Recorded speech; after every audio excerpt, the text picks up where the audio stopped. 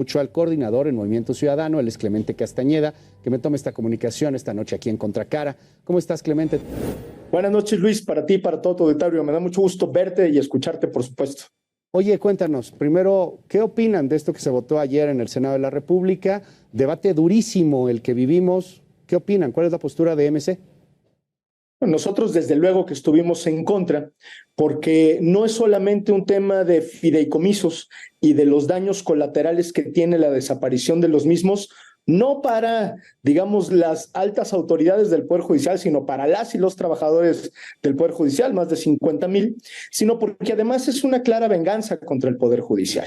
No se trata solamente del dinero del Poder Judicial, que ya es cuantioso, que sirve para resolver y atender una serie de problemas, sino que además en ello va una revancha de carácter político por la independencia que ha mostrado el Poder Judicial, por la dignidad con la que muchos integrantes de la Corte, debo decir con responsabilidad, no todos, han asumido una posición de independencia, haciendo bien su trabajo. ¿Cuál es su trabajo? Pues salvaguardar el orden constitucional. Oye, dime algo, hay un debate importante en torno a lo que ganan los ministros, que yo sé que se mezclan muchas cosas, pero quien no está metido en este tema, pues de pronto puede llegar a confundirse y de pronto puede llegar a caer en la narrativa que tiene el presidente. Por ejemplo, hace relativamente poco, López Obrador, el 25 de octubre, decía, y lo decía claro, lo decía fuerte, lo decía hoy, que los ministros de la Corte tienen que explicar por qué ganan 700,000 pesos al mes. Por ahí tenemos esta piececita del presidente, lo decía hoy en su mañanera, y exigía una explicación sobre el tema. Veámoslo. Era como el castillo de la pureza. No se sabía nada ahí. Muchísima corrupción.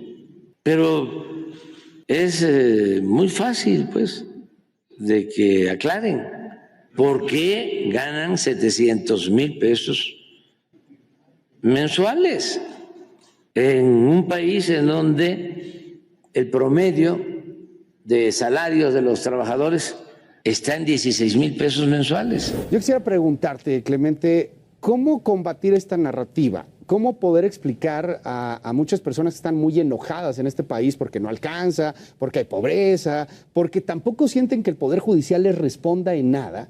¿Cómo explicarles pues que cuando le quitas dinero está mal a unos ministros que ganan 700,000 pesos mensuales? Entiendo que está súper mezclada la narrativa, querido Clemente, pero pues entendamos que la mayor parte en este país no está entendiendo o no tiene tampoco interés en poder profundizar lo que sucede en el Poder Judicial. Yo creo que la mejor manera de combatir una narrativa como la que todos los días se construye desde Palacio Nacional es con la verdad, Luis. Este asunto de los fideicomisos y la desaparición de los mismos no tiene absolutamente nada que ver ni con los salarios y los ingresos de los integrantes de la Corte, ni con algún tipo de privilegio adicional. La mayoría de estos fideicomisos están orientados justamente a mejorar y a facilitar la función de todo el Poder Judicial en su conjunto. Si los ministros tienen o no tienen ingresos superiores, es un debate de otra naturaleza que por supuesto hay que dar. Pero ¿cómo empezaría yo a dar ese debate, Luis? Haciendo de verdad un análisis a mucha conciencia del régimen de privilegios que todavía hay en este país.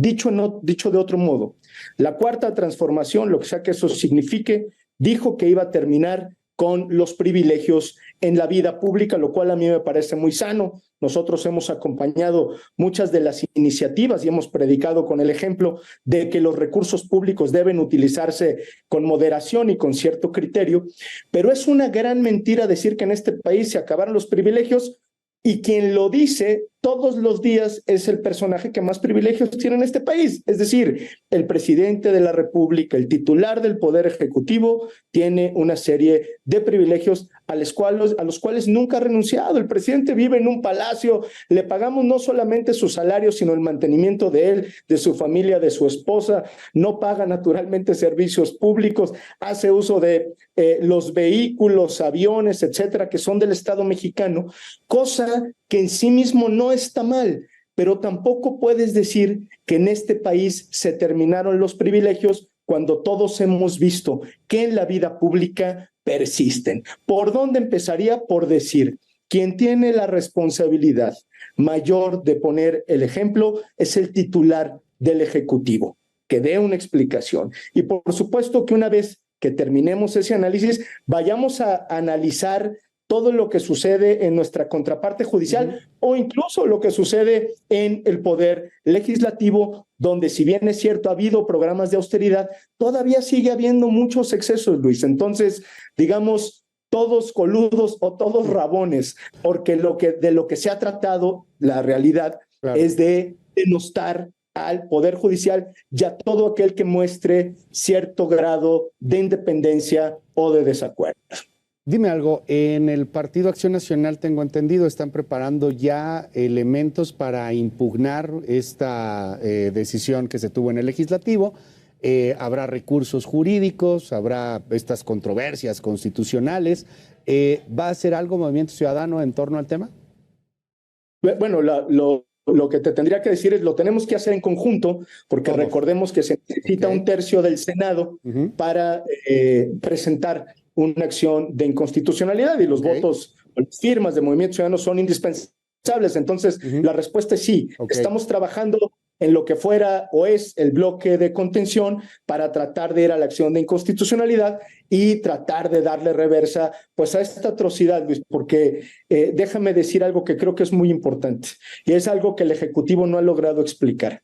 Si en esos fideicomisos hay alguna anomalía, exceso, régimen de privilegios, hay que eliminarlo. Nosotros diríamos, aquí están nuestros votos. Pero no se ha demostrado absolutamente nada de eso, más allá de lo que se ha declarado públicamente, por eso es que no podemos acompañarlo. Pero por supuesto que estamos dispuestos a que nos convenzan de ese asunto.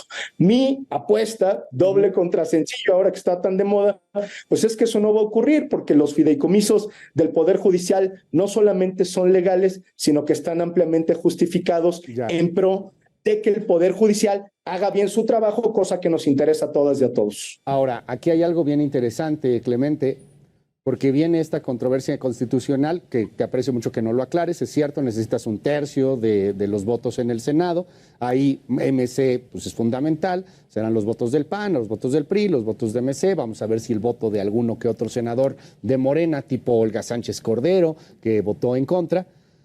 Y luego viene esto que tendrá que ser discutido en la misma Corte. Y aquí hay un elemento de narrativa política, más allá de ruta jurídica, que quiero preguntarte. Yo estoy viendo ya esto, y no tengo bolita de cristal, pero yo ya lo estoy viendo. El presidente López Obrador en una mañanera diciendo, ahí está, la Corte se está regresando sus privilegios. Quiere quedarse con los fideicomisos y ahí están todos los que los apoyaron. Entre otros los va a señalar a ustedes, a MC, al PAN, al PRI, etcétera.